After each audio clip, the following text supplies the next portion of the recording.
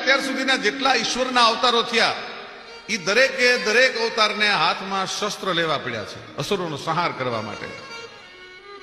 કૃષ્ણે તો પ્રતિજ્ઞા કરી હતી કે હું હાથમાં હથિયાર ધારણ મહાભારતના યુદ્ધ દરમિયાન નહીં કરું. એને પિતામાં ભીષ્મે હાથમાં હથિયાર લેવડાવી દીધું હતું.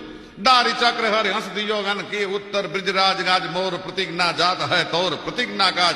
ભગવાન કનૈયાને પણ આ વાંસળી મૂકી અને આ સમાજે એકવાર હાથમાં હથિયાર ધારણ કરાવ્યું હતું. કનૈયાના હોઠ ઉપર આ સમાજે જો વાંસળી રહેવા દીધી હોત તો જગતમાં સરહદના સીમાડાના વિવાદ છે કદાચ ભૂસાઈ ગયા હોત અને આખું જગત પ્રેમમાં તરબોળ હોત.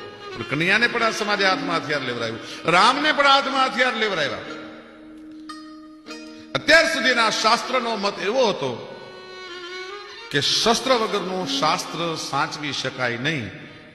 પણ ભારત વર્ષમાં એક અવતાર એવો આવ્યો જેને હાથમાં હથિયાર ન લીધું પણ પોતાના પ્રેમથી આખા જગતને વશ કરાવી દીધા.